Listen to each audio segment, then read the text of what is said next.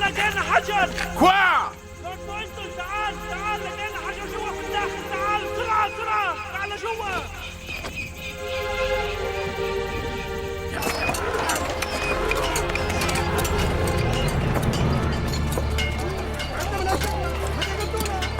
تعبنا خيي شو بدك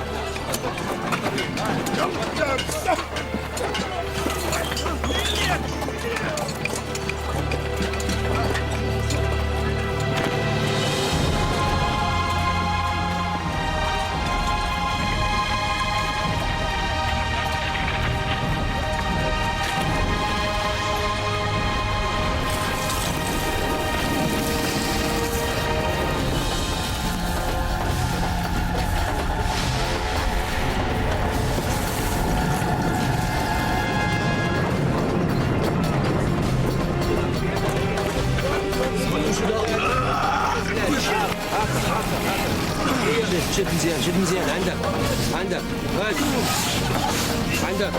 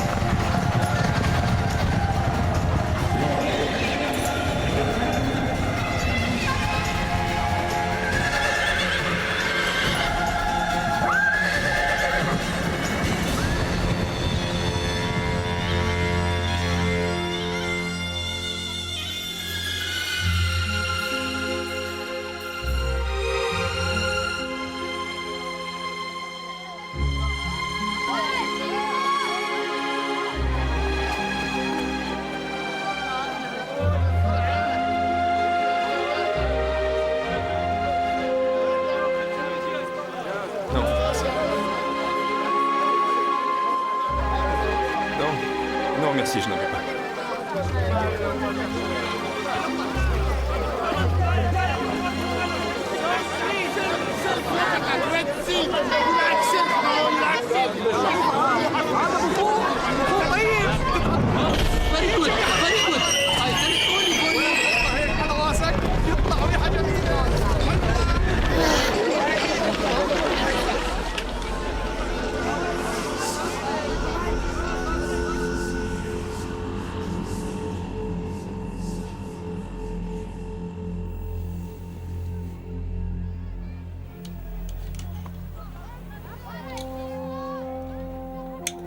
Non. Non, ne dites rien. Pourquoi? Vous avez eu une insolation. Restez où vous êtes et surtout, tenez-vous tranquille. Oh, en fait, le mieux serait de m'asseoir et de boire un grand verre d'eau. Shukran. Je suis déshydratée. J'ai envoyé chercher le docteur. Vous en avez un là. Sarah King, je suis médecin. C'est vous qui allez avoir une insolation à vous promener ainsi sans chapeau. Je viens de me présenter.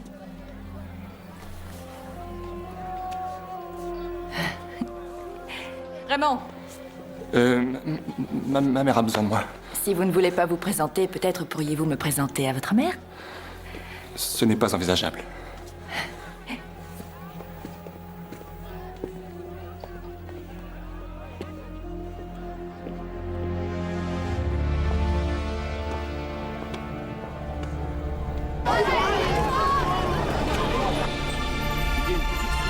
Dans la salle de bain? Oui, le tuyau, et sous le lavabo.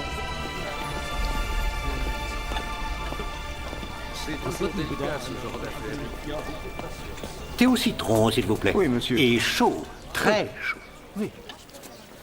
Hélas non, madame. Je suis vraiment navré. Vous êtes absolument certain de n'avoir aucun journal d'aucune sorte dans votre hôtel? Je suis vraiment désolé. Vous n'avez pas fini d'être désolé, c'est moi qui vous le dis.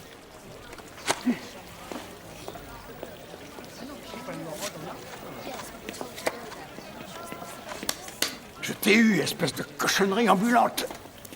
Colonel Carberry, mon vieil ami. Poirot. Hein? Depuis le temps que je voyage, on pourrait croire que je me suis habitué à ces bestioles. C'est de pire en pire. Je ne savais pas que vous vous intéressiez aux antiquités. Oh, quoi, mon vieux? Vous êtes venu pour voir les découvertes de Lord Boyton? Ah non, non, non, je passais par ici. Ah bon? Vous passez pour aller où, colonel? Oh, ça et là. Par ici et par cela. Par là, colonel. Oh oui, si vous voulez. Enfin, dans le coin.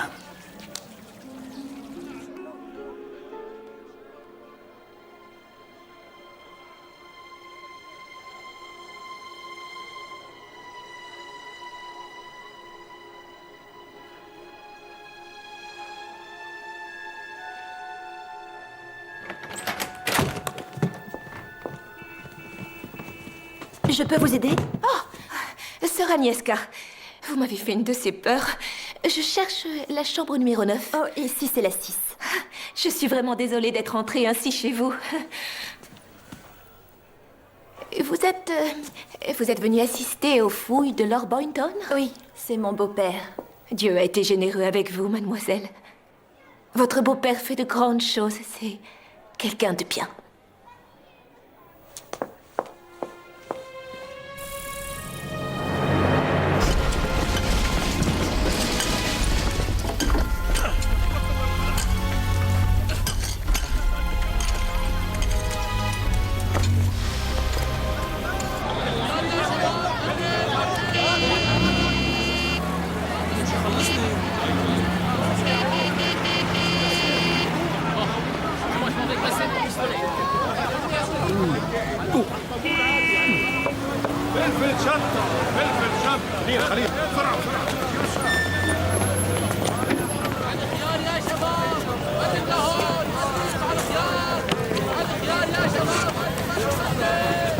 Je peux toujours compter sur vous, n'est-ce pas, pour recevoir le meilleur des services?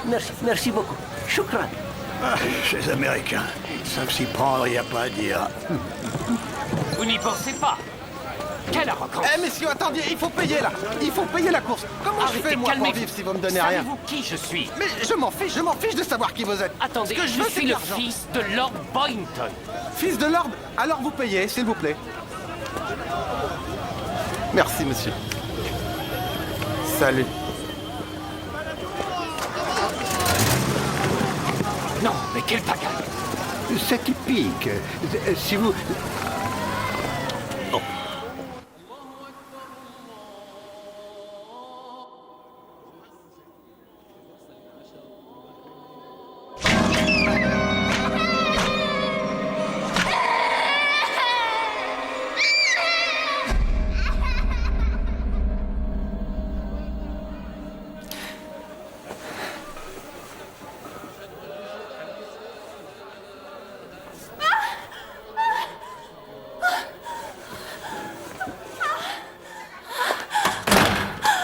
Oh, Ginny. Ça va aller, ma chérie. Ça va aller, c'est fini. Quelqu'un essayait de me noyer. C'était un cauchemar, Ginny. Seulement un cauchemar. Non, c'était un souvenir.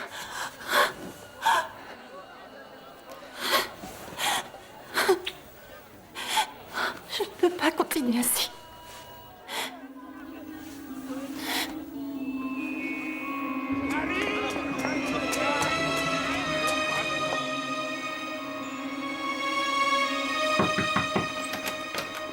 « 12 minutes. Tu m'as laissé dormir. Mère, 12 minutes de trop. Je suis désolée. Donne-moi ma canne. Ma canne!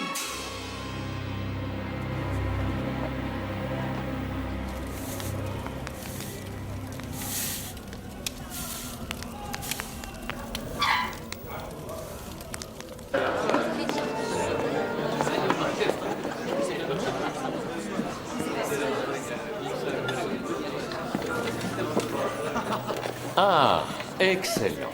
Vous voilà. Je suis Léonard Boynton, le fils de votre mari. C'est gentil à vous d'être venu, monsieur Boynton. Carole, mes vitamines.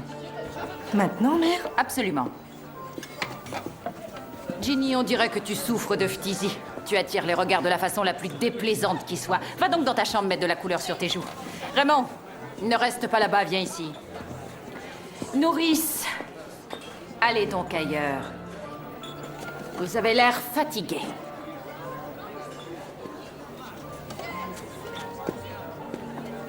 Nous devons discuter de ton attitude. La bouderie, c'est comme la timidité. C'est inacceptable. C'est une façon de faire l'intéressant. Je ne boude pas, mère. Je me demande simplement s'il est bien prudent de voyager alors que le marché est très fluctuant. Wall Street n'ose même pas respirer sans m'avoir consulté avant, ou que je sois il y a quelques moments que ce soit. J'ai oublié mon livre, va me le chercher, Raymond. Votre livre.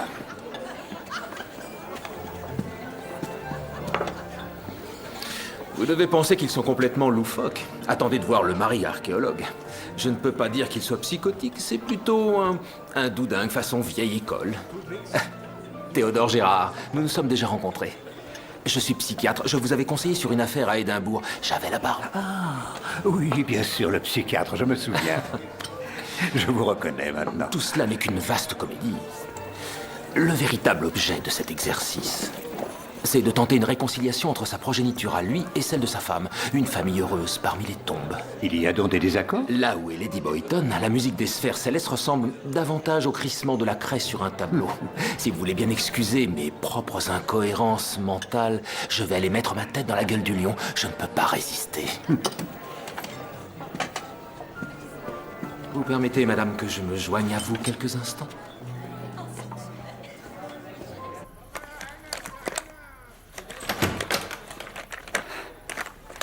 Je n'arrive pas à trouver ces maudites pilules. Oh, Seigneur, Raymond. Elle les a avec elle. Quoi? Elle a ses vitamines avec elle dans son sac. Le livre qu'elle m'a envoyé chercher, elle ne l'a pas apporté en Syrie. Carole, on les connaît bien, ces jeux auxquels elle joue. Un jour, Raymond, je le jure devant Dieu. Oui, je sais. Je prendrai un marteau et je cognerai. On devrait peut-être en parler. Ne plaisante pas avec ça. Tu me connais. Je ne plaisante jamais.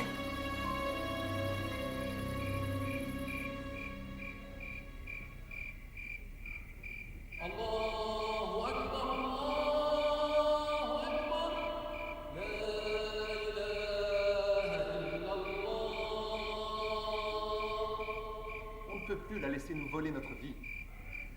Oh, Raymond. Je sais. Mais alors, on n'a plus le choix. Elle doit mourir.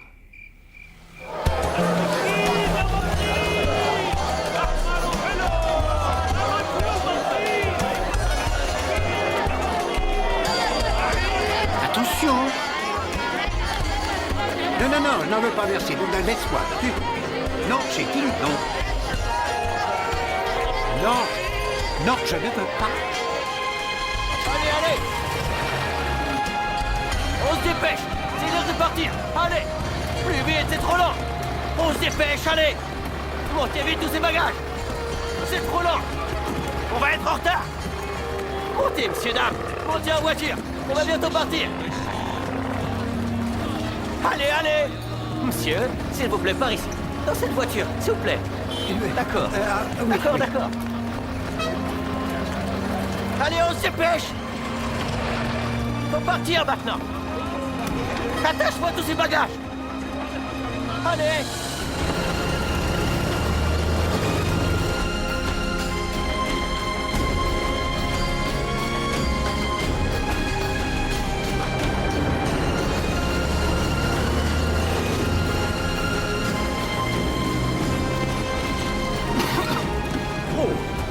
Les fouilles de Lord Boynton attirent du monde.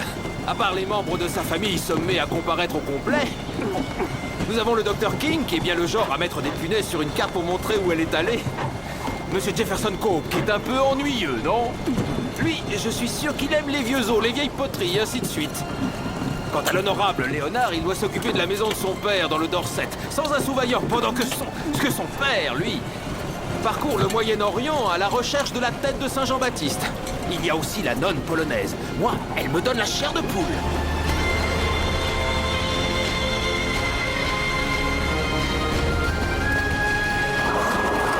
Qu'est-ce qui se passe là devant? Je vais voir, restez où vous êtes. Bougez pas, je reviens. Pas de problème, pas de problème. C'est rien, surtout vous inquiétez pas. Qu'est-ce qu'ils nous volent ces deux-là, hein? Abdullah, Mohamed.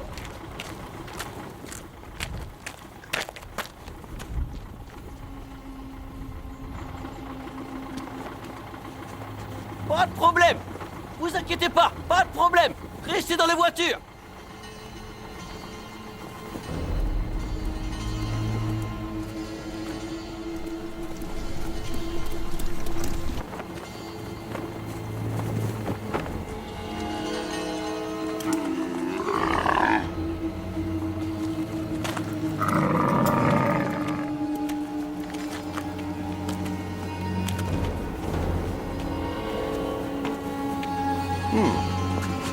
que c'est que ça? Un poste de péage mobile?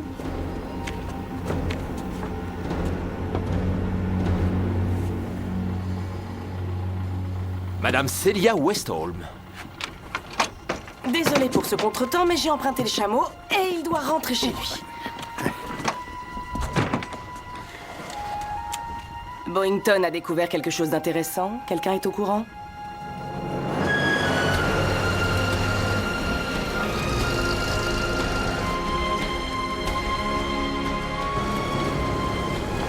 Avez-vous lu l'un de ses livres, Monsieur Poirot? Oui. C'est à cause d'elle que je suis là. Elle nous donne vraiment l'envie de voyager.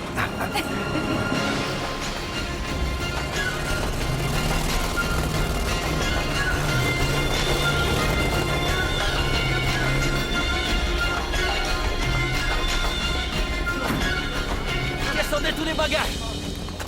Allez, allez. Oh. Dépêchons, dépêchons. Bienvenue, soyez tous les bienvenus. Attention, les Vous avez fait bon voyage? Attention. Je sais, c'est épouvantable. Alors, mes jolies petites fleurs, douce, chaude et bien fraîche pour tout le monde. Pour vous aussi, nourrice. Vous n'êtes pas contre, je crois. Hein? Léonard, mon cher fils. Père.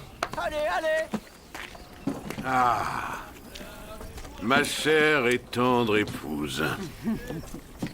Qu'est-ce que tu fais, toi? Le repas est à 20h. Vous y êtes tous invités. Allons-y. Raymond? Un vrai réservoir de personnalité boiteuse. Je n'aurais pas voulu rater ça. Viens nous aider. Allez, allez, dépêchez.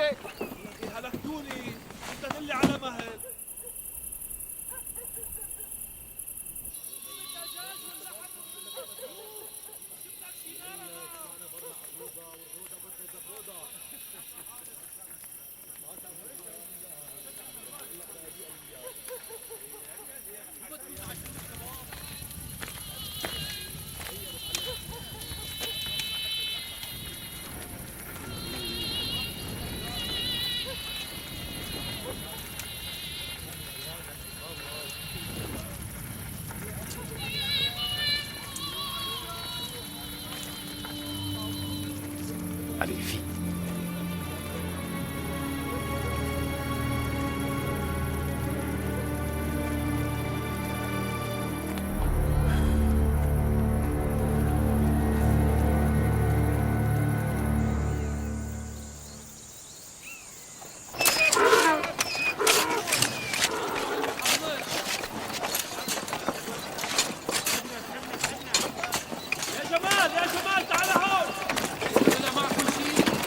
Je vois que tu te rends utile, Léonard. C'est bien, fils. Le métier rentre. Au camp, il y a un type qui est aveugle. Tous les soirs, il nous raconte la même histoire, mais avec des variantes. Dans toute la Syrie, on connaît cette légende. La belle-fille d'Hérode Antipas aurait apporté la tête de Saint Jean-Baptiste ici, dans ce pays. Elle l'aurait enterré là où la rivière rencontre la montagne. Je suis allé dans tous les coins de Syrie qui pourraient correspondre à ça. Une rivière qui rencontre quoi que ce soit qui puisse passer pour une montagne. Je suis allé de Krak à Alep. Il ne reste qu'un endroit à explorer, c'est celui-ci. C'est forcément ici qu'est enterrée la tête. Suivez-moi. Allez, venez.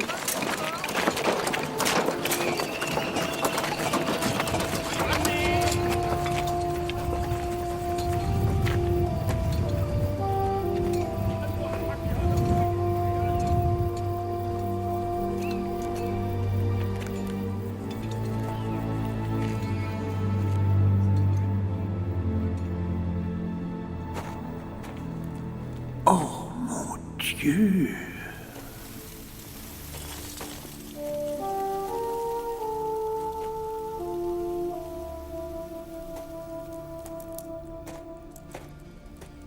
Et ce qui est écrit là parle de Saint Jean-Baptiste? Non. En fait, ce texte raconte une autre légende. Un homme est assis à une table dans une taverne de la ville de Damas. Il lève les yeux et tout à coup, il aperçoit la mort, qui le regarde depuis l'autre bout de la salle. Il crie « Non, mon heure n'est pas encore venue ». Il s'enfuit de Damas. Il chevauche à bride abattue. Il traverse le désert de Samara. Quand il arrive chez lui, il a soif. Debout devant lui, près du puits, se tient la mort. Vous connaissez? Voyant la mort pour la deuxième fois, le cavalier s'écrie « Non, ce n'est pas possible. J'ai échappé à ton emprise en m'enfuyant de Damas. » Mais la mort, très lentement, pose sa main sur l'épaule de l'homme et lui dit « J'ai été surprise moi aussi de te voir. De te voir à Damas. Parce que mon rendez-vous avec toi était programmé pour avoir lieu ici, à Samara. » Quoi que l'on fasse, personne ne peut échapper à son destin. C'est juste. Mon petit Jean-Baptiste, je sais que tu es là. Je peux presque te sentir.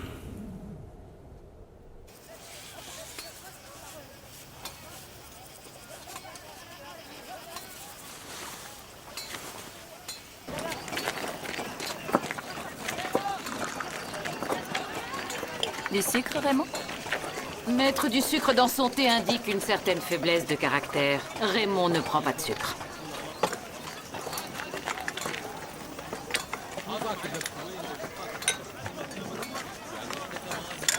Oh, bonjour. Vous avez une mine affreuse. Merci. Je me sens pas bien du tout. Vous devriez voir un médecin. Je viens d'en voir un. Il dit que j'ai la malaria. Oh. Je me suis bourré de médicaments, mais ça ne fait pas encore d'effet. Vous ne venez pas en excursion avec nous, alors?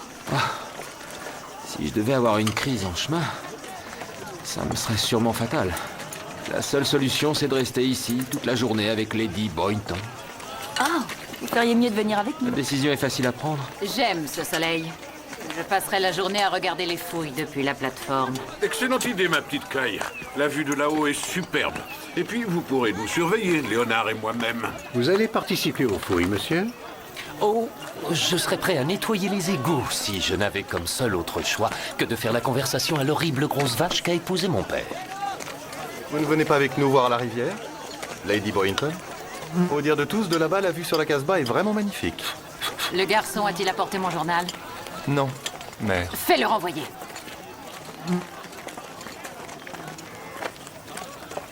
Désolée, mais elle aurait pu vous piquer. Oh. Elle m'a piqué, en effet. La voilà, la sale bête. Oh, laissez-moi regarder. Oh. Ne me touchez pas. Jamais. C'est compris?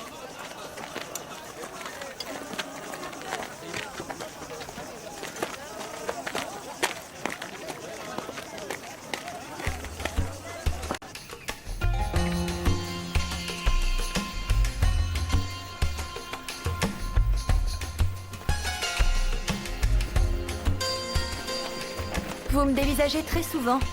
Oh, je fais ça, moi? Oui, tout le temps. Chaque fois que je tourne la tête vers vous, vous me regardez. Pourquoi? Parce que j'aime la forme de votre visage. Vous avez un très joli visage. Ça vous ennuie? Je ne le ferai plus si vraiment ça vous gêne. Ça ne m'ennuie pas. Je vous en prie, monsieur Coe. Si Poirot vous retarde, partez de bon. Oh, je ne suis pas pressé. Ce paysage est là depuis quelque temps déjà. Il ne va pas s'en aller. Ah, mais vous connaissiez déjà la famille Boynton? On ne peut pas vivre à New York sans connaître cette famille-là, vous savez. Lady Boynton est quelqu'un d'important dans le milieu de la finance. Je l'aime bien. Si je puis me permettre, monsieur, il me semble que votre amitié pour elle n'est pas réciproque. Oh, elle déteste tout le monde. C'est bien connu. Elle n'en a rien à fiche des autres. Je trouve que ça lui donne du style. Vous voyez les choses de la manière la plus bienveillante qui soit, monsieur. Je suis du genre facile à contenter. Ah. Vous êtes à nouveau au soleil sans chapeau. Il y a des gens qui font toujours les mêmes erreurs. Raymond, écoute un peu ce que Monsieur Bédecker dit. Ce monumental édifice connu sous le nom de... Excusez-moi. Merci, mademoiselle. Je pensais que loin de son épouvantable mère, je pourrais avoir une petite conversation tout à fait anodine avec Raymond. Mais non. De toute évidence, la famille me considère comme une aventurière avec qui toute relation amicale est à bannir. Franchement, c'est insultant. Je ne me laisserai pas faire. Voilà. Mesdames et messieurs, nous sommes arrivés. Vous allez pouvoir vous reposer.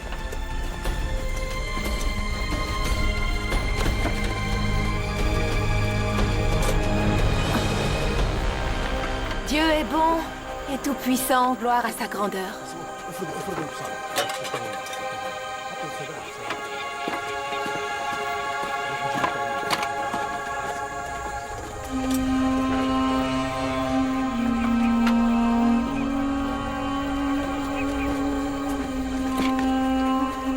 Si vous voulez mon opinion, vous ne me l'avez pas demandé, mais vous auriez dû, alors je vous la donne. Votre famille devrait écouter ce que dit Monsieur Freud. Il a tenu une conférence l'an dernier dans laquelle il disait « Être américain, c'est déjà terrible en soi, mais mettre de l'argent... Oh, je vais vous examiner. Non, ça va aller. Mahmoud, Ça il va faut aller. ramener monsieur au camp immédiatement. Mais non, je n'ai besoin de personne. Laissez-moi tranquille, vous. Ces médecins, ils croient tout savoir. Vous n'allez quand même pas me porter, non. Non, je peux y aller tout seul. Ça me fera faire de Où l'exercice. vas-tu, Ginny? À ton avis? Buvez un peu d'eau.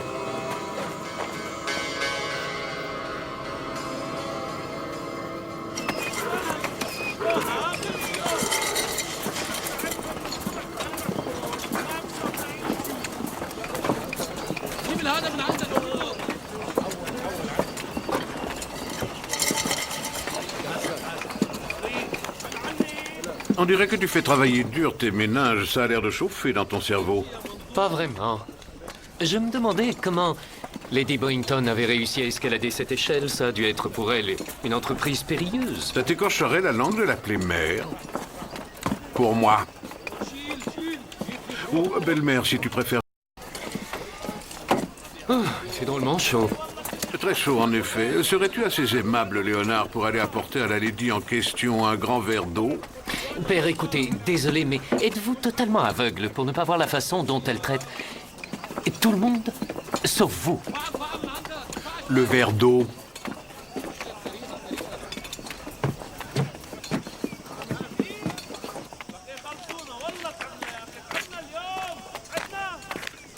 Dites-moi, est-ce que vous voulez un verre d'eau? Vous voulez autre chose à boire? Un seau de strychnine, par exemple.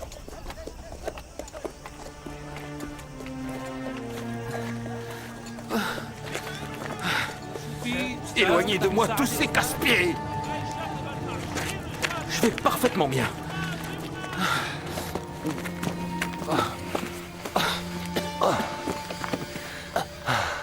Docteur, qu'est-ce qu'on fait?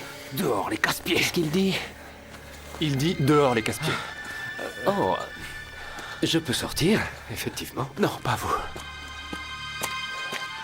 Restez là.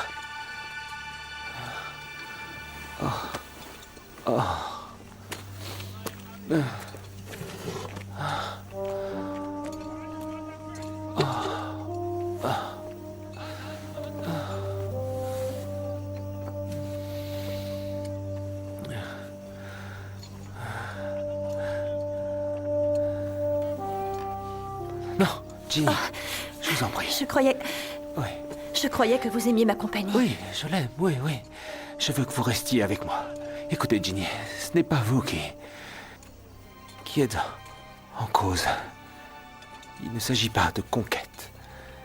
Non. Pour moi, c'est autre chose. C'est un plaisir particulier.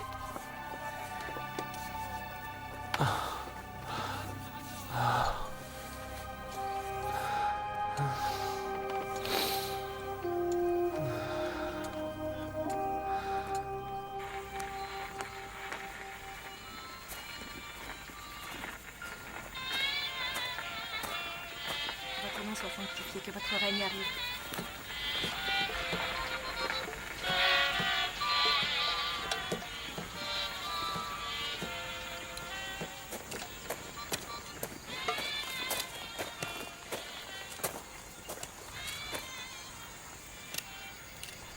La plupart des gens disent que les voyages élargissent l'esprit, à cause d'écrivains qui, comme moi, insistent là-dessus à longueur de livres. Mais en fait, je doute fort que cela soit vrai. C'est même le contraire. Je crois bien que les voyages rétrécissent l'esprit. On finit par être blasé à force de voir des merveilles. Plus je voyage et plus il devient évident que la seule chose qui compte, ce sont les gens, pas les endroits. Ces Arabes qui racontent des histoires autour d'un plat de couscous dans le camp me fascinent totalement. C'est vrai que cette citadelle est belle, mais quand je la regarde, je pense aux humains. Je vous salue, Marie, pleine de grâce. Je n'aime pas beaucoup cette sœur. Elle a une façon de tourner autour de la plus jeune des Boyington. C'est nonne, elle flaire la détresse, la vulnérabilité, et elle s'en gave jusqu'à satiété. Maudit vampire caché sous des voiles. Maintenant, et à l'heure de notre mort.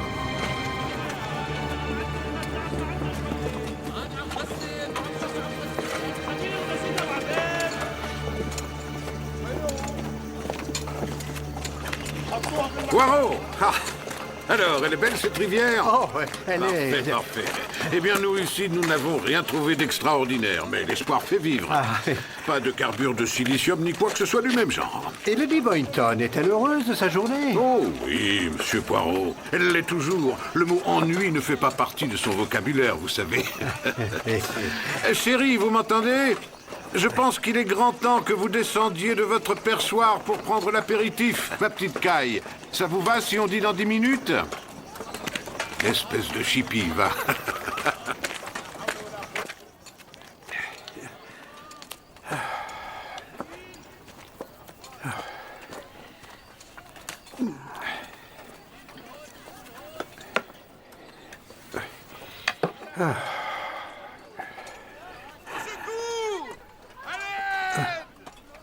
Et voilà, ça commence.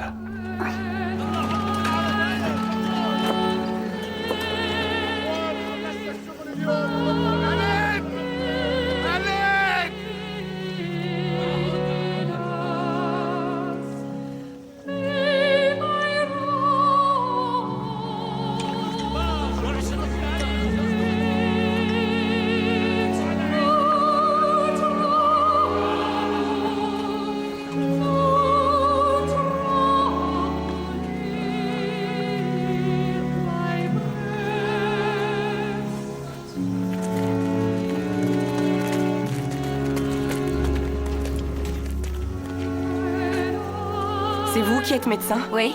Nous allons voir la mort de près. Suivez-moi.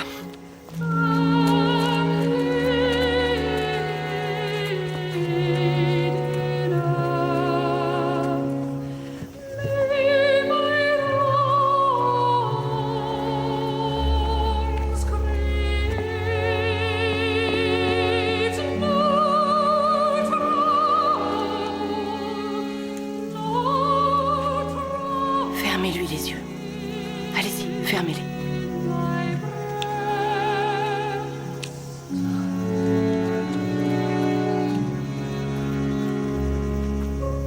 Je suis désolée.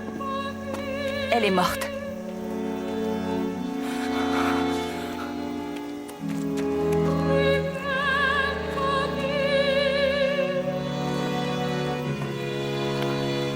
Votre rendez-vous avec la mort, madame, était prévu pour avoir lieu ici.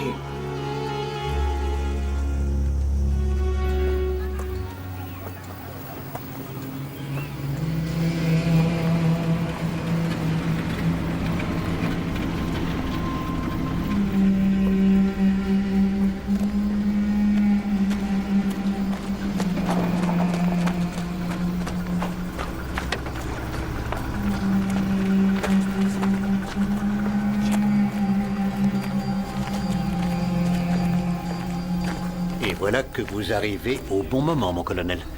Vous vous attendiez à cette mort subite, non? Oh, pas du tout. Je suis sur une autre affaire. On verra ça. Montrez-moi le corps de cette femme.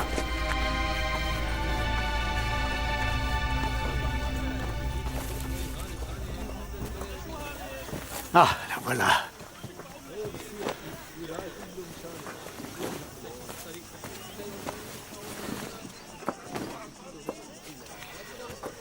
Qu'est-ce qui s'est passé? Excusez-moi, mais accepteriez-vous que je mène l'enquête? Oui, je l'accepte. Vous vous mariez tous les deux, c'est ça? Je peux jeter un coup d'œil à votre patiente, docteur? Ça va mieux, docteur?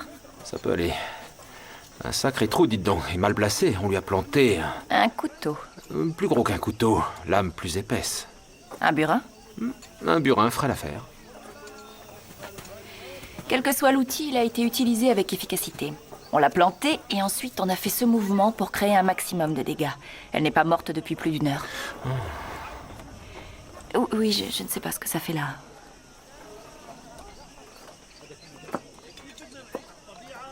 C'est de la cire. Une chose est sûre, il ne faut pas la laisser ici avec cette chaleur. Je vais prendre les dispositions pour faire transporter le corps.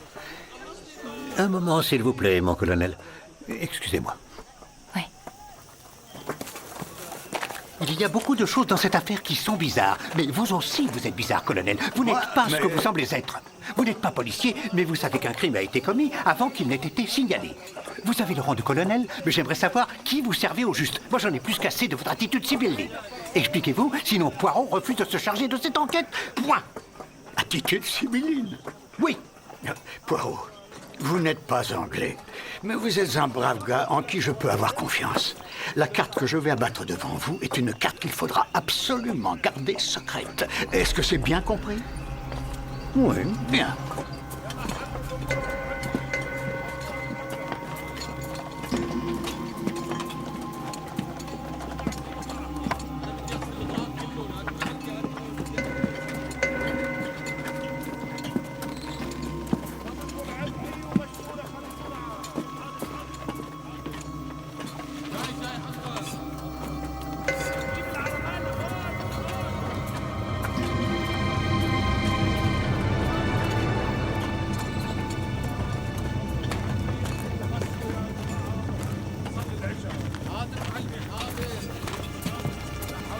Vous continuez les fouilles, monsieur? J'ai cru comprendre que c'est ce qu'aurait souhaité Lady Boynton. Je crois que vous étiez... Pardon de vous poser la question. Quelque part dans ce secteur cet après-midi, Oui, non? Poirot, pourriez-vous reporter votre interrogatoire du suspect numéro 1 pour qu'il puisse faire ce qui est nécessaire à la place de son père qui est en pleine détresse? Merci infiniment. Oh, je crois que vous cherchez un burin, non? Remplissez-vous les poches.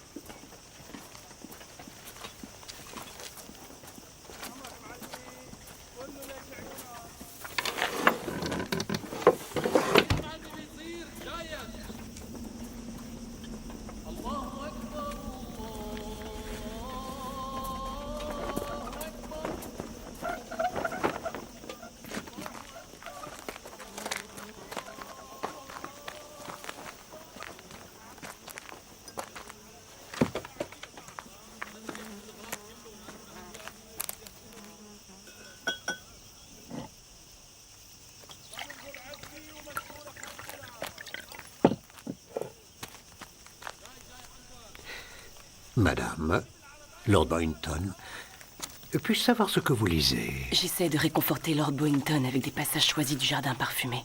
Est-ce que les gens disent que c'est moi qui ai tué ma femme? Non, non, monsieur.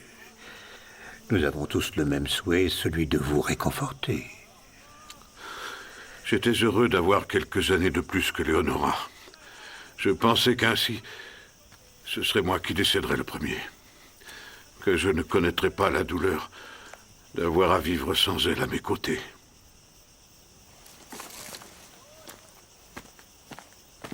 Il faut quand même avouer que la mort de Lady Boynton n'est pas une grande perte pour la communauté.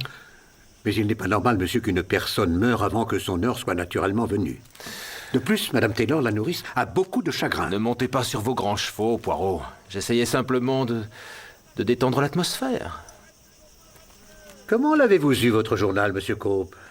Je l'ai apporté. Merci beaucoup. Ça ne me vaut rien de jouer les intrépides en bourse.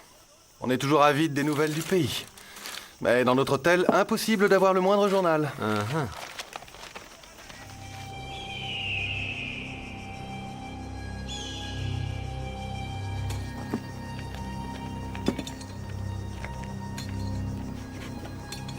Croyez-moi, ça va vous aider, Jim. Mon colonel, il est prévu que vos hommes arrivent quand ici? À minuit, normalement. Ah oui. Il faut absolument que dès l'aube, ils fouillent tout le secteur. Les recherches doivent être minutieuses et tout englobées. On cherche quoi? En premier lieu, mon ami, nous cherchons une seringue. Elle a un rôle déterminant dans le crime de Lady Boynton. D'accord. Bonté divine. Ce sera fait. Bien. Voyez-vous, mon colonel, les voix de mes petites cellules grises commencent à fredonner leurs jolies chansons à Poirot.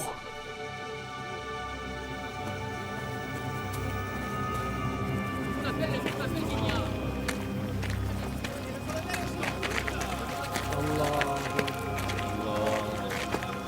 avec moi, je vais vous aider. Vous ne pouvez pas rester comme ça. Je comprends votre chagrin.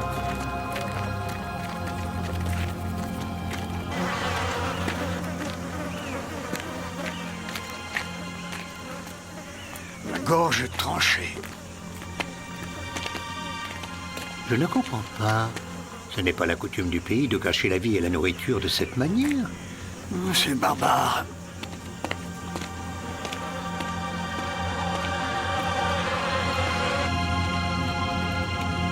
Monsieur. Monsieur. Merci. Écoutez, Poirot, je suis désolé d'avoir été aussi désagréable. C'est perturbant de voir son père secoué de sanglots. Non, je vous pardonne, monsieur Boynton.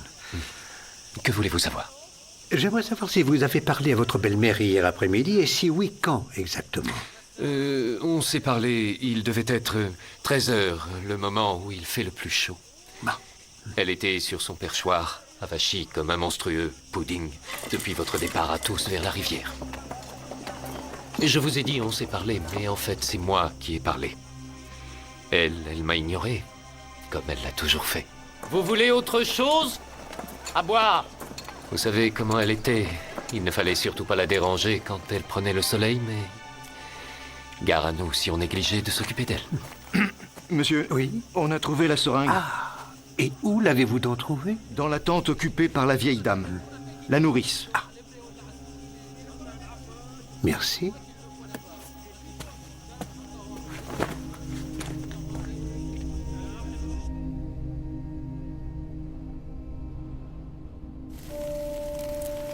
Et le roi dit à ses serviteurs, « Allez donc aux endroits d'où partent les chemins, et convoquez à la noce tous ceux que vous trouverez. » C'est une belle parabole.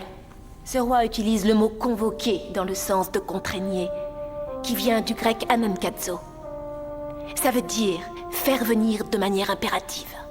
Les Espagnols s'en sont servis.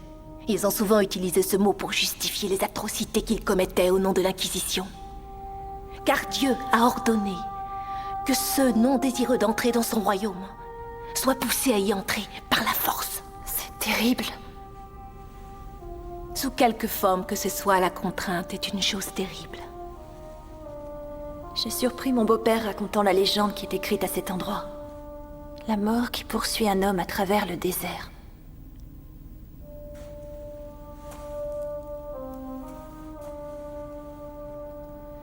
Quelque chose m'a suivi jusqu'ici.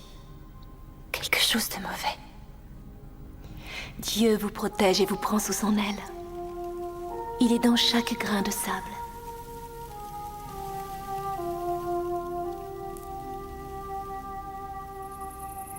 يا مكان يا سامعين الكلام ما يطيب الحديث ولا الخراريف ولا التحديث ولا الخراريف إلا بذكر النبي عليه السلام. كان يا إخوان ما صف من الظهر وكان الخيال هارب من الموت اللي كان يعذب فيه. شاف هو ماشي يركض هارب.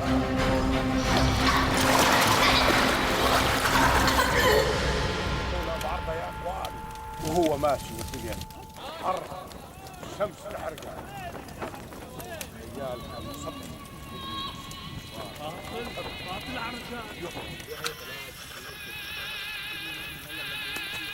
Qu'est-ce qui se passe là? Désolé, messieurs, il y a du sable dans les sillons. Ah oui.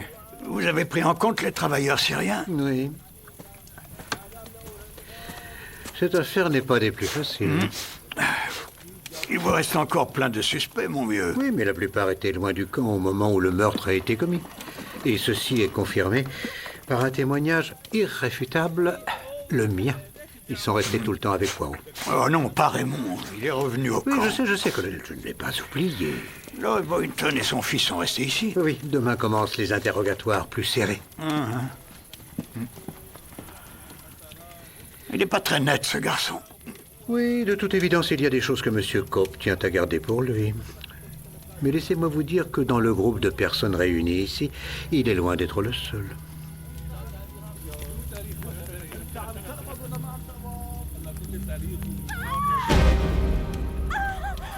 Qu'est-ce qui se passe? Vite, c'est par là. Dans cette direction. On n'y voit rien. Il venait d'où, ce cri? De ce côté. Il faut aller voir par là. Qui a crié? Je n'en sais rien. Vous avez vu quelqu'un bouger? Non. Ça venait d'où exactement? Il s'est forcément passé quelque chose. Là, il y a quelqu'un. Ça alors? C'est Ginny. Menez-la vite sous la tente. Ça va aller. Ça va aller. Vous deux là, venez par ici.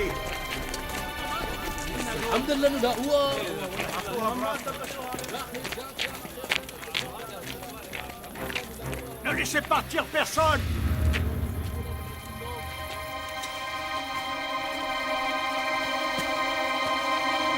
Sœur Agnieszka.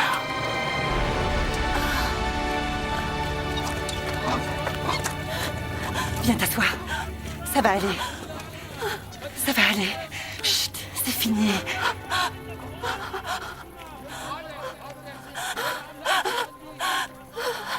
Jenny, ça va s'arranger. Chut. Chut, chut. Je peux être utile?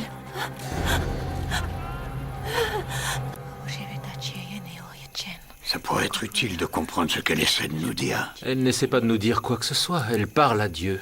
Vous connaissez le polonais? Pas besoin. On voit bien que cette jeune femme est en train de prier.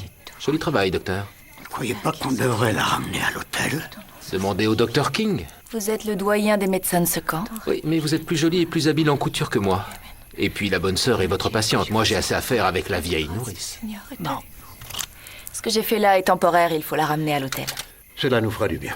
De tous retourner à l'hôtel, ce sera plus facile pour Poirot. Aveniamda. C'est du latin.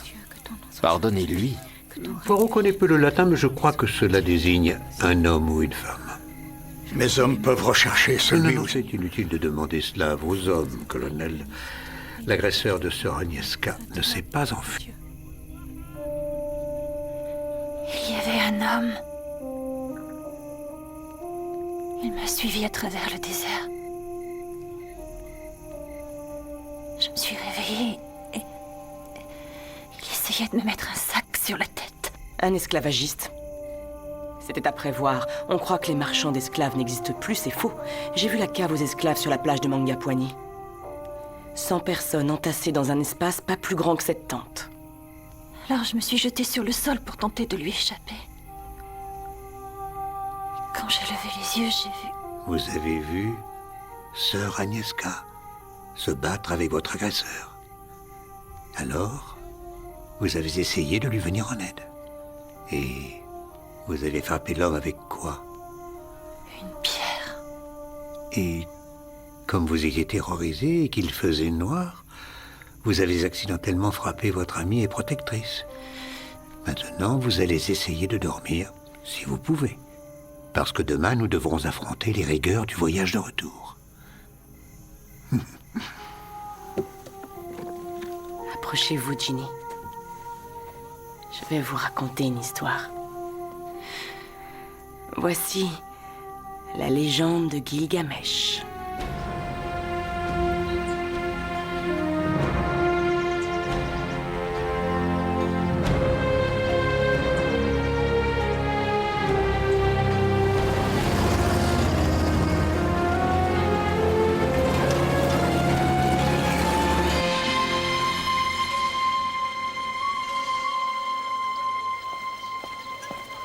Madame. Ah, shukran.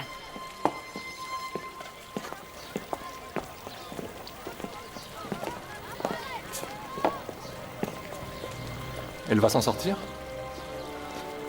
La sœur. Oh, Dieu seul le sait. Et vous? Moi, je ne suis pas blessé. Ça peut se discuter. Il semble y avoir un consensus sur le fait que vous ayez tué votre mère. C'est aussi votre avis, Sarah? Alors ça, 5 mots à la suite dans une phrase qui se termine par mon prénom. Si vous continuez à être aussi volubile, je vais vous demander d'être moins familier. Croyez-vous que j'ai tué ma mère? Non. Mais ce que je crois est sans importance. C'est lui qu'il faut convaincre. C'est vous l'autorité en matière de légende. Dites-moi. Que s'est-il échappé de la boîte de Pandore quand sa femme l'a ouverte? Tous les maux de l'humanité. Oui, c'est cela. La folie, l'avidité, la honte, parfois. Je crois qu'avec mon beau-père, il s'est passé à peu près la même chose. Lorsqu'il a fait sauter le bouchon de cette satanée tombe. Et vous voilà, Poirot, faisant la chasse à tous les maux qui en sont sortis. Est-ce que Lady Boynton vous a blessé physiquement? Ma mère ne recourait pas souvent à la violence, trop intelligente pour ça. Elle préférait nous soulever le sommet de la boîte crânienne et ratisser la moindre parcelle de notre cerveau avec sa langue empoisonnée. Aucun endroit où se cacher, Poirot. Même pas de notre tête.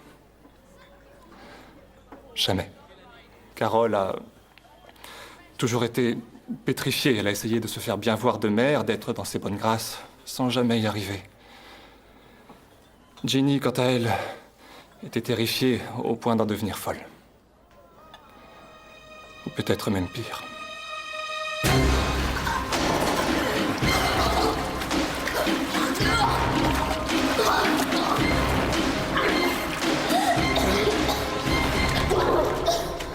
Avez-vous assassiné votre mère, monsieur? Non. Mais uniquement parce que je n'ai pas eu le courage de le faire. C'était un monstre. Poirot, elle a toujours éprouvé beaucoup de plaisir à nous regarder souffrir. Mais pourquoi était-elle aussi cruelle? Que voulait-elle? Nous punir ou quelque chose dans le genre. Mais pour quel délit? Nous étions les enfants de quelqu'un d'autre.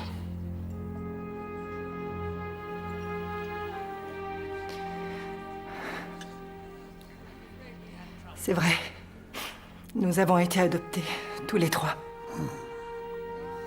Ce n'est pas un crime envers Dieu ni envers la nature d'être orphelin. Oh, mais si, monsieur.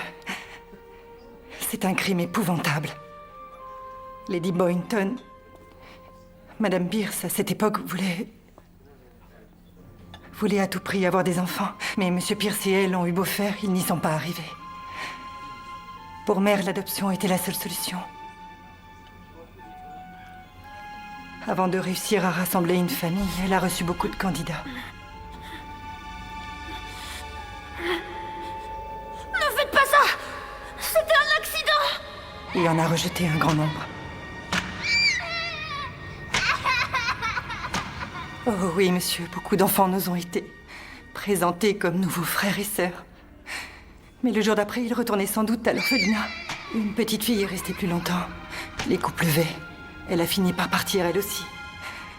Il ne restait plus que les heureux élus, Raymond, Carole et Ginny. Je ne comprends pas. Mademoiselle Ginny n'était pas née à cette époque. Qui était cet autre enfant? Je n'en sais rien. Je ne me rappelle pas qui était cette autre fillette. Cette marchandise avariée.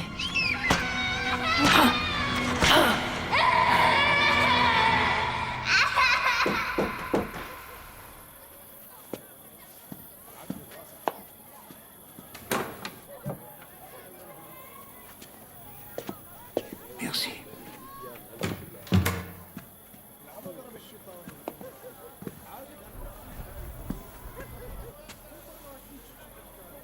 Qui était cet enfant que vous avez battu, madame? Pouvez-vous le dire à Poirot?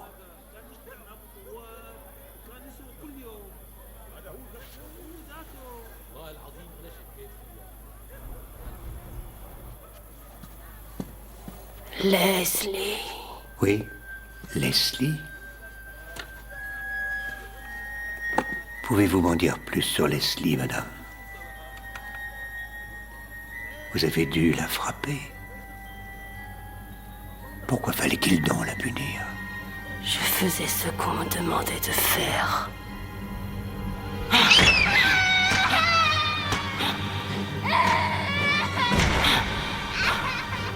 Je n'ai pas encore entendu d'excuses. Loin s'en faut. Encore, nourrice. Oh, que cette femme était méchante. Et Leslie, madame, qu'est-elle devenue? Est-elle encore en vie? Père, père. Non, je ne suis pas votre père. Poirot, voulez-vous bien me passer ma mallette? Oui. Je vais faire de mon mieux pour vous soulager. D'accord? Merci. Sédatif ordinaire. Vous pouvez vérifier si vous voulez. Allons-y. Avalez ça.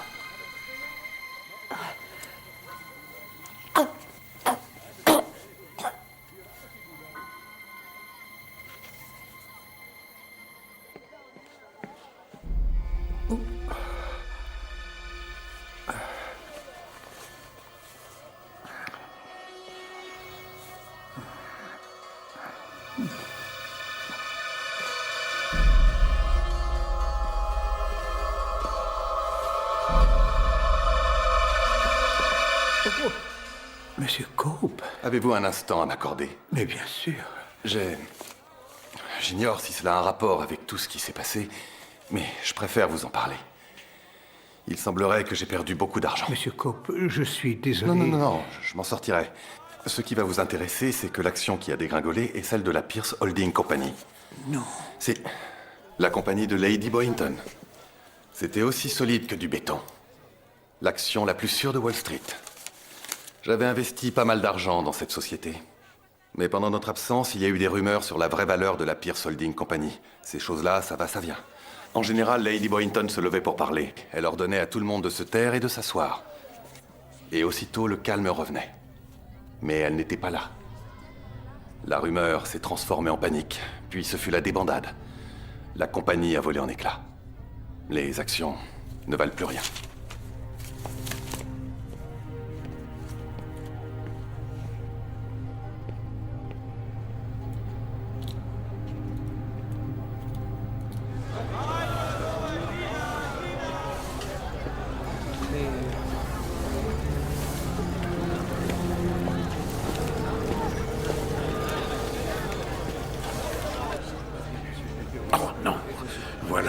Cet horrible petit Belge qui se tord les mains comme le vacher quand il vient toucher ses étrennes de Noël. C'est un homme respectable. C'est un véritable fléau, cet homme. Monsieur, vous venez boire quelque chose parmi les endeuillés? Non, merci, Lord Boynton. Merci. Ah, pour l'amour du ciel, asseyez-vous, Poirot.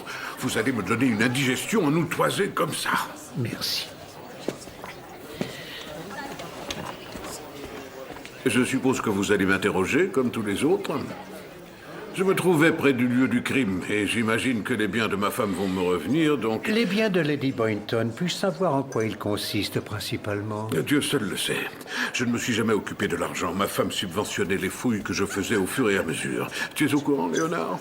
Raymond en a certainement une idée plus claire, mais ça doit équivaloir à un bon paquet de billets. Vous en doutez, monsieur? Durant notre séjour ici, en Syrie, il s'est produit une véritable catastrophe financière. La Pierce Holding Company est entièrement désintégrée. La mort de Lady Boynton, semble-t-il, ne suffisait pas. Il a fallu qu'il ne reste plus aucune trace d'elle sur Terre. Ça va peut-être vous surprendre, Monsieur Poirot, mais je sais très bien que Lady Boynton n'était pas universellement adorée. Comme beaucoup de femmes qui savent ce qu'elles veulent, elle s'est fait des ennemis avec beaucoup de facilité, mais je ne fais pas partie de ces ennemis. J'aimais Léonora. Je l'aimais et je n'ai pas honte de vous le dire à vous et à mon fils.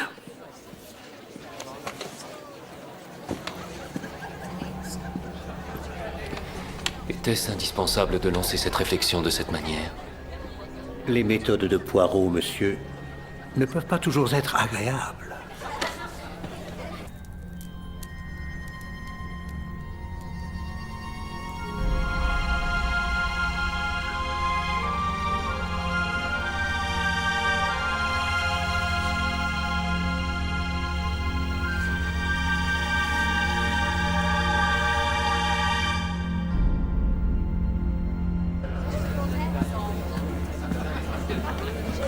Mesdames, excusez-moi, madame, aviez-vous rencontré Lady Boynton avant votre arrivée ici? Oui, j'ai dû la croiser une fois. Quand était-ce, madame? Lady Boynton était à une soirée dans laquelle j'étais moi aussi. Un homme me l'a désignée et m'a raconté des tas de choses sur elle, notamment la façon dont elle traitait ses enfants. J'ai alors décidé de ne pas lui être présentée pour n'avoir aucun contact avec cette bonne femme qui était parfaitement odieuse. Quel est le nom de cet homme qui était si bien informé? Je n'en sais rien, je ne lui ai pas demandé. J'ai souhaité sa mort, moi aussi. Au cas où vous vous poseriez la question. Elle se mettait en travers de mon chemin. Elle envie, Raymond n'osait pas me regarder dans les yeux. Dois-je donc vous considérer comme suspect dans cette affaire, mademoiselle? Considérez-moi comme une fille qui s'est énormément investie dernièrement dans une relation qui n'a mené nulle part et qui a décidé, maintenant qu'elle a trouvé ce qu'elle voulait, de tout faire pour l'avoir. Bravo! Mais malheureusement, cette résolution vous a déconcentré, ma chère Sarah. C'est un petit truc que j'ai appris quand j'étais à Vienne. Vous voyez, quand on s'y attend le moins, le fou est prêt à toutes les folies. Échec et mat.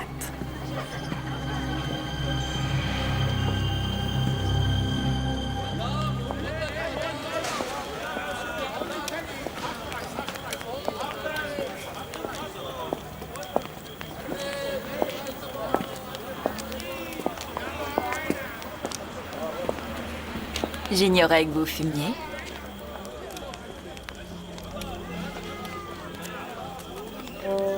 Je ne fume pas. Je ne fume plus, j'ai arrêté. Vous avez arrêté depuis que vous avez jeté votre cigarette. Votre détermination est impressionnante. Vous avez bien tenu 6 secondes. Continuez à parler, je tiendrai jusqu'à 10. Si je ne vous avais pas parlé, auriez-vous continué à me regarder? Allez donc savoir.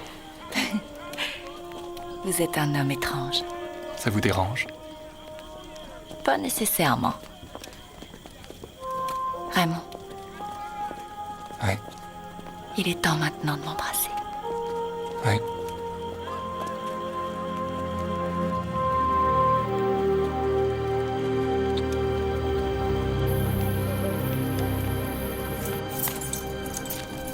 Il y a encore quelqu'un là-dedans? Il y a encore quelqu'un qui soit pas mort?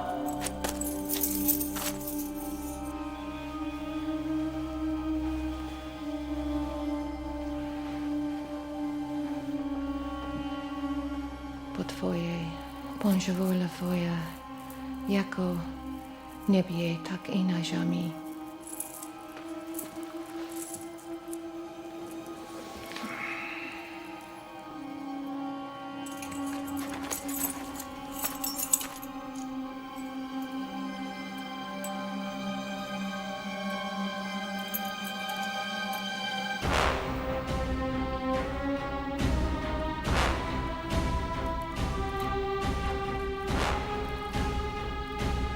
Wiesz niebie, gdzie wąży imię Twoje, prycz królestwo Twoje, bądź wola Twoja, jako w niebie, tak i na ziemi. Ave niemda, Ave niemda, Ave niemda. Prycz królestwo.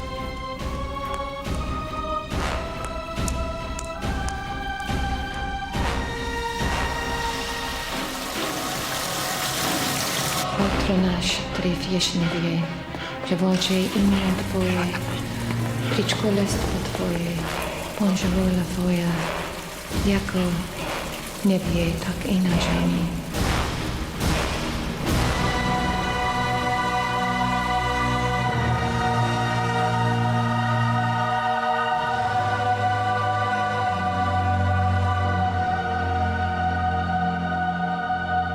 Ils l'ont trouvé. C'est incroyable. Ils ont trouvé la tête de Saint Jean-Baptiste. Voilà une nouvelle extraordinaire, monsieur. Il faut que je retourne à Ibn Moussa immédiatement.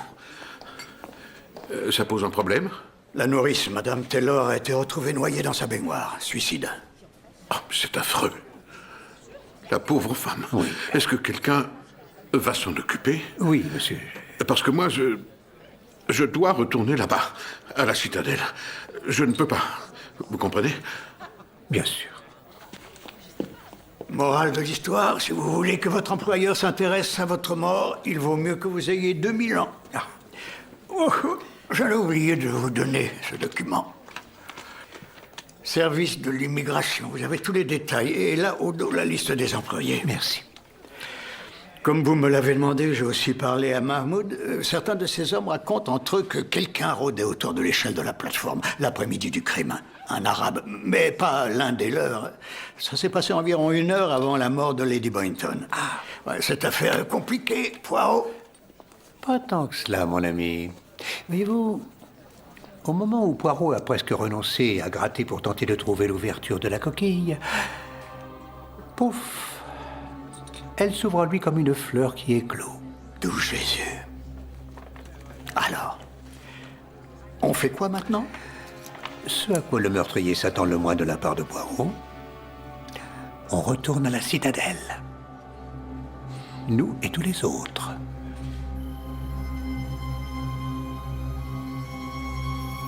Père qui êtes aux cieux, que votre nom soit sanctifié. Votre règne arrive. Et oui, maintenant. Soit faite, sur la terre comme au ciel. Amen.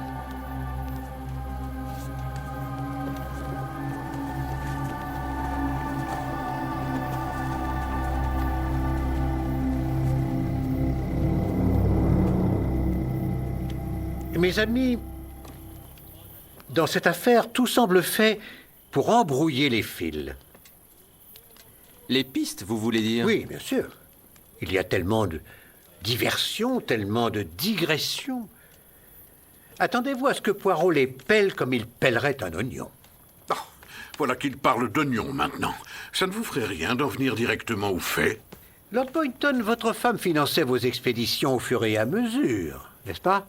N'aurait-il pas été plus efficace d'avoir tout l'argent d'un seul coup? Quoi? Il n'y a plus d'argent. Il est vrai que pour vous, monsieur, il n'y en a jamais eu. Pour vous, qui gérez le domaine de votre père, les difficultés n'ont pas manqué. Car il faut le reconnaître, si Lady Boynton s'est toujours montrée généreuse avec votre père, elle s'est montrée plutôt pingre avec vous.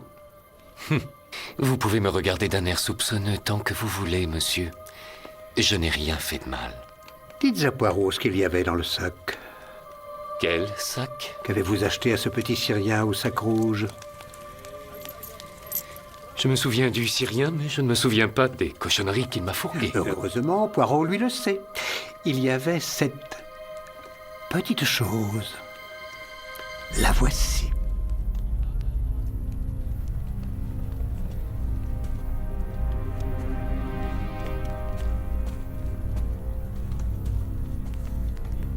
Voilà. Voilà quoi?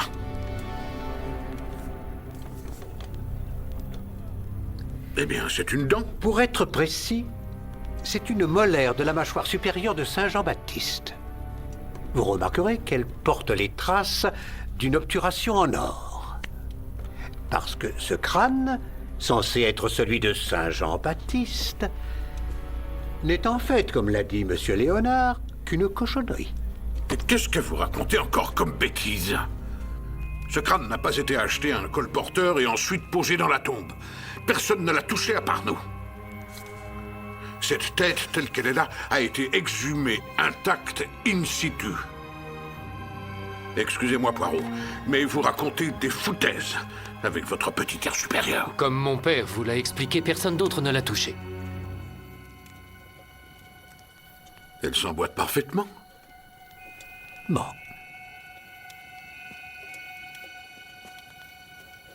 Je ne comprends pas. Père, vous avez passé votre vie à déambuler dans tout le Moyen-Orient, année après année, sans jamais rien trouver qui soit digne d'intérêt. Je voulais que ça s'arrête. Vous n'avez fait que vous bercer d'illusions idiots que vous êtes. L'argent de votre femme, je n'en voulais pas. Il ne m'a jamais intéressé. Je voulais que vous soyez libérés de ce besoin. Libérés. Je voulais que vous trouviez ce que vous cherchiez.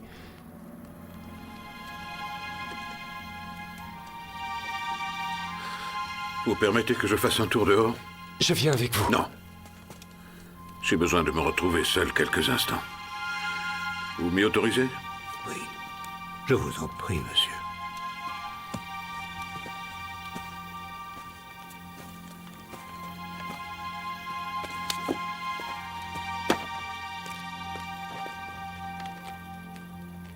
Et maintenant, vous trois.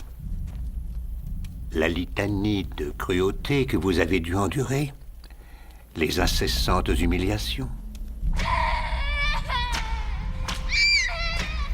Quand on multiplie ces incidents à l'infini, la corrosion de l'esprit est inévitable et insupportable. Pas étonnant que vous ayez souhaité voir Lady Boynton morte. Poirot vous a entendu, vous, mademoiselle Carroll, et vous, monsieur Raymond, murmurer qu'il fallait que votre mère meure. Quant à vous, Dr. King, de votre propre aveu, vous souhaitiez aussi la mort de Lady Boynton. Vous avez assez perdu de temps et vous vous êtes décidé à ne pas en perdre davantage. Que savons-nous de vous, au juste, monsieur Cope? Moi? Pouvez-vous me montrer votre passeport?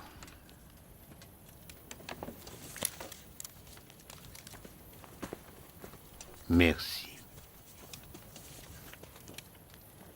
Vous avez choisi d'utiliser votre second prénom et pas le premier. Oui. Et pourquoi avez-vous fait ce choix-là? Parce que mon premier prénom est ambigu en ce qui concerne le genre. Il s'écrit différemment, mais c'est aussi un prénom de fille. Quand j'étais enfant, je trouvais cela agaçant. Je suis sûr qu'il y a beaucoup de choses dans votre enfance que vous avez trouvées agaçantes, monsieur Leslie Jefferson Cope.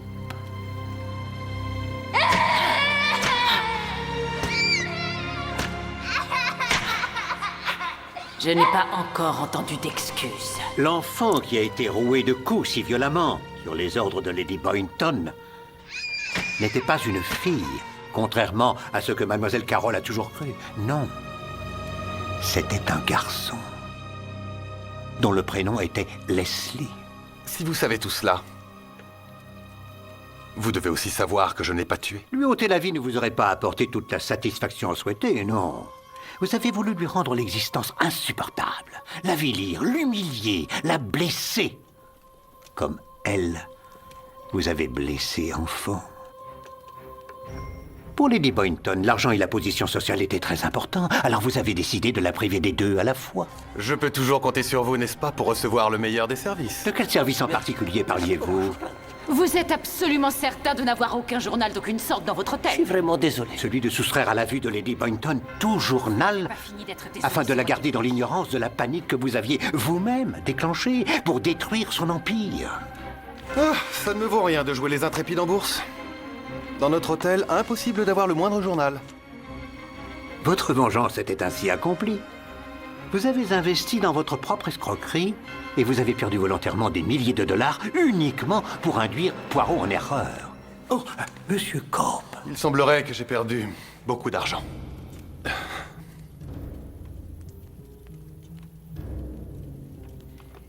Hélas, Poirot a encore un poisson à ferrer. Et ce poisson-là est parmi les plus gros que l'on puisse trouver. Le colonel, mes amis, n'est pas un policier. Il a été engagé par le ministère des Affaires étrangères et sa mission en Syrie est de découvrir et de détruire un réseau de traite des blanches, l'enlèvement et la vente de femmes dans un but très précis et très particulier. Pardonnez-moi, mesdames. Je savais que ça existait. Des femmes syriennes. Selon ce que le client demande. Des femmes européennes? Oui. C'est moi qui voulais. Hélas, oui, mademoiselle. De la vie de Poirot. Il y a une certaine personne qui a ordonné à son agent de rechercher une jeune femme de type caucasien qui vous ressemble beaucoup. Qui ait la peau très pâle et qui soit rousse comme vous. Et qui est cet agent, Poirot? Il est ici parmi nous? Assurément. Mademoiselle Ginny, quand vous avez frappé votre agresseur, vous avez atteint votre cible. Ça va aller. Cette femme si assidûment amicale avec vous est celle qui a essayé de vous mettre un sac sur la tête. Sœur Agnieszka.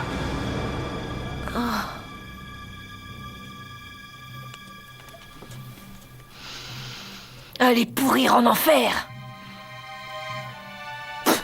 Sœur Agnieszka, vous aurez à répondre de vos actes.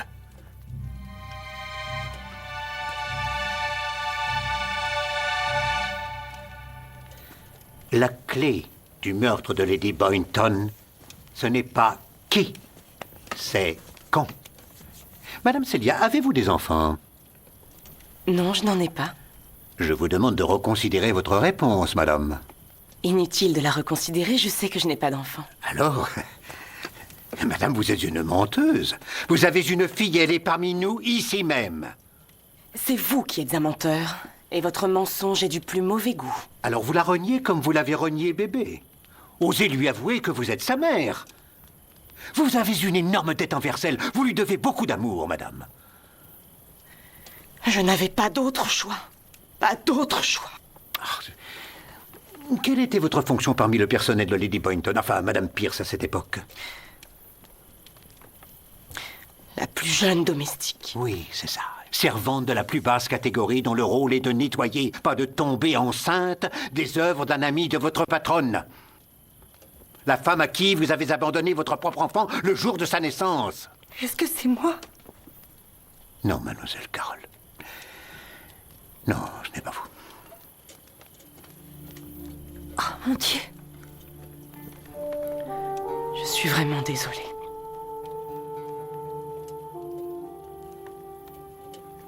Alors ça...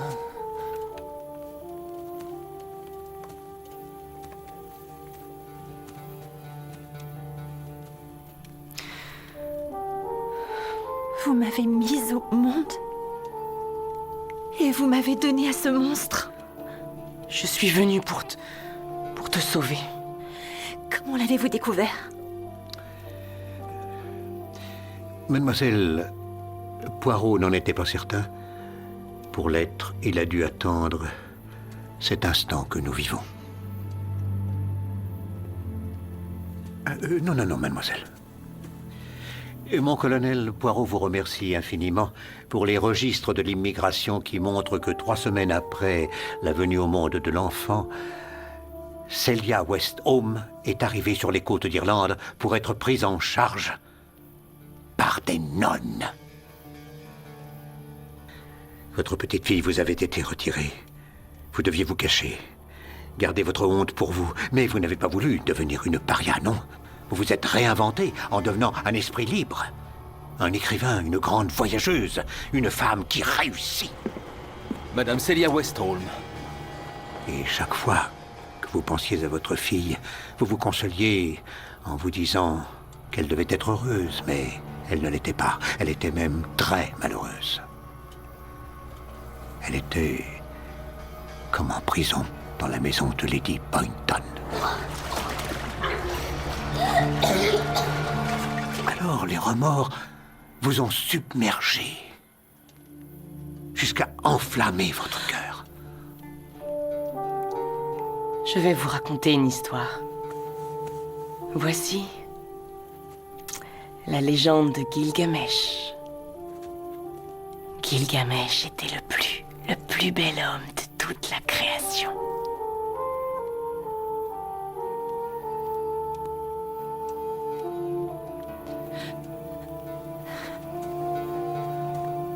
Alors vous êtes parti à la recherche du père de votre enfant à Vienne, bien loin de vos voyages habituels, et vous avez décidé, en accord avec cet homme retrouvé, d'enquêter pour vérifier si ce qu'on avait dit sur la cruauté de Lady Boynton était vrai. Et là, vous avez découvert que tous ces enfants étaient martyrisés. Ce n'est pas une guêpe qui a piqué Lady Boynton. Comment aurait-elle pu? Désolée, mais elle aurait pu vous piquer. La guêpe était déjà morte.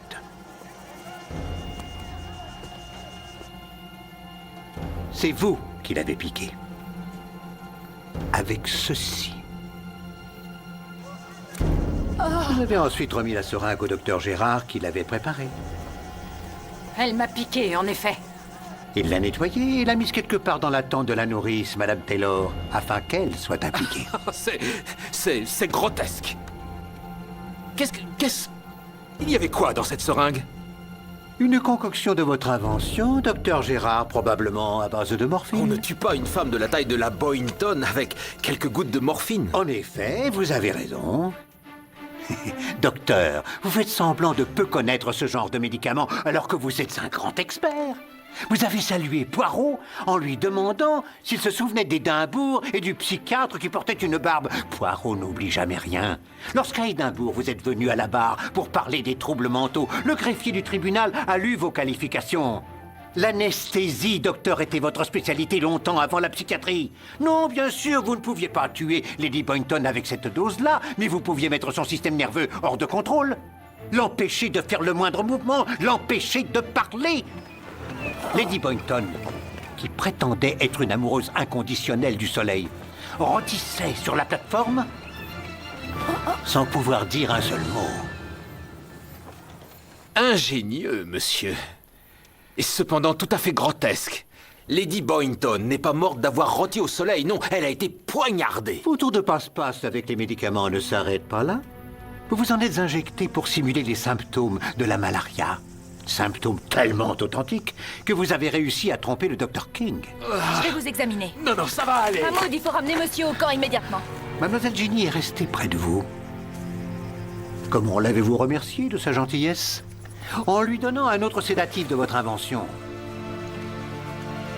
Pour consolider votre alibi.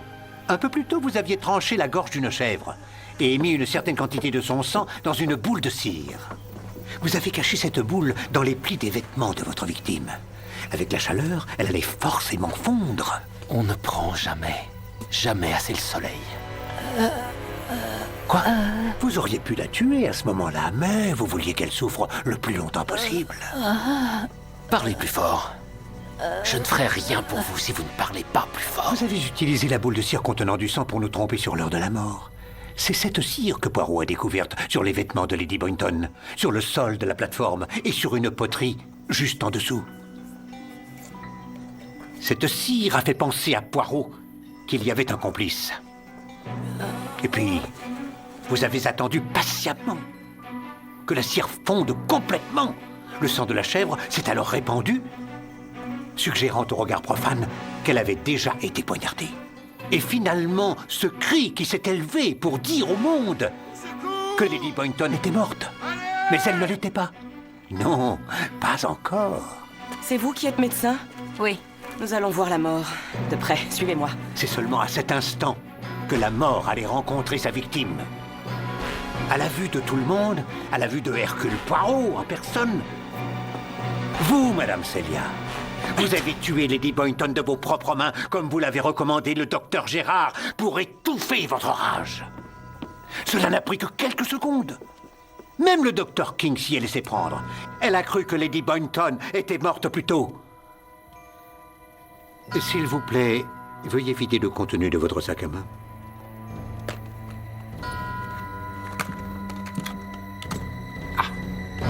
Oui. Et le docteur Gérard qui encourageait Poirot à la recherche d'un burin. Un burin ferait l'affaire. Alors que l'arme du crime était dans votre main toute la journée. Eh bien, il a fallu qu'on se donne un mal de chien pour faire tout ça. Une question. Qu'est-ce qui vous fait croire que les faits se sont vraiment déroulés comme vous venez de le raconter? Madame Taylor. Oh, Seigneur, c'est moi qui ai fait le coup aussi? À moins que ce soit toi, Celia. Vous lui avez dérangé l'esprit avec une solution de mescaline si forte qu'une seule goutte a donné des vertiges à Poirot. Vous vouliez qu'elle ait des hallucinations pour la rendre sensible aux suggestions.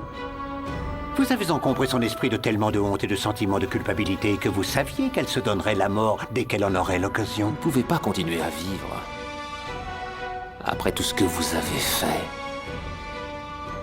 Souvenez-vous de ce que vous avez infligé à la petite Ginny. Que vous a dit, Madame Taylor? Père. La nourrice, Madame Taylor, n'était pas en train de délirer. Vous lui aviez dit que vous étiez le père de Mademoiselle Ginny.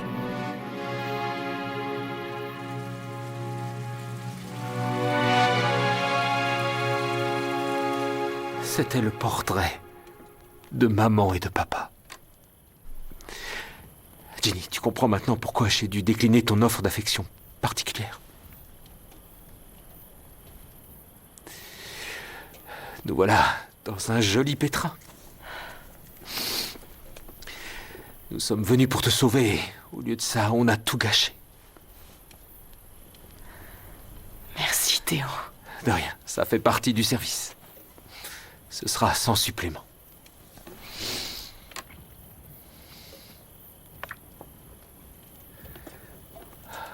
Je n'ai jamais cessé de t'aimer, Célia. Oh.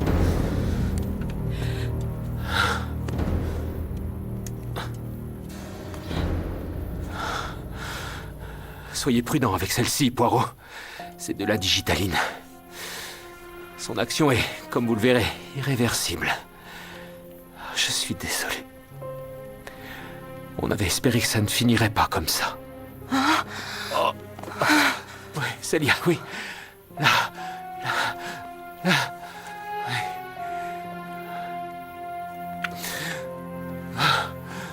Non, non, docteur, non. Occupez-vous des vivants.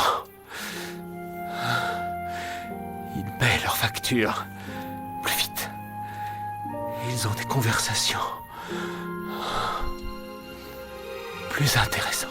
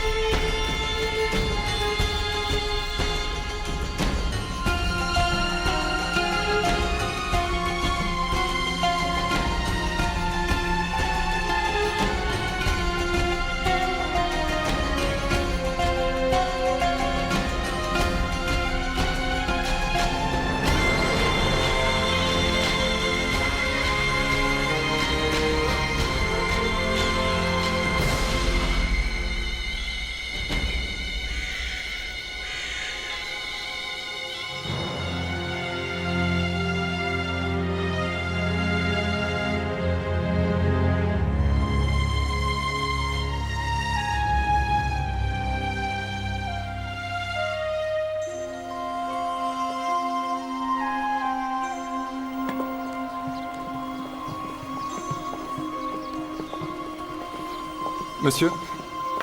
Ah. Je viens de discuter avec Lord Boyton et il se dit totalement guéri de l'archéologie. Il a discuté? Oui.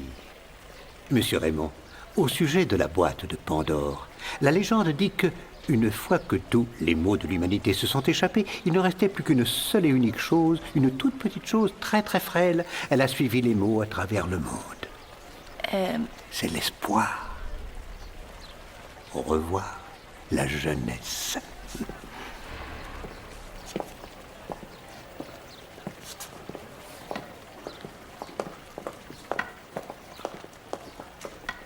Monsieur Poirot. Mademoiselle. Avec Carole, je vais aller en Égypte voir le Sphinx. Oh. Ce n'est pas la grande aventure, mais c'est notre premier voyage seul. C'est un début. C'est moi qui en ai eu l'idée. Lady Boynton disait que j'étais de constitution trop faible, que ma peau était beaucoup trop claire. Je crois qu'il est temps de montrer à ma peau et à mon corps fragile qui est le maître. C'est bien, mademoiselle. Avant de partir, le vieil homme que je suis aimerait pontifier quelque peu, si vous le permettez. Voyez-vous, quelles que soient les épreuves que la vie vous ait infligées, il n'est rien qui ne puisse être réparé par la main du Tout-Puissant, notre Créateur. Je vous encourage à méditer cela parce que sans cette certitude, je crois que nous serions tous au bord de la folie.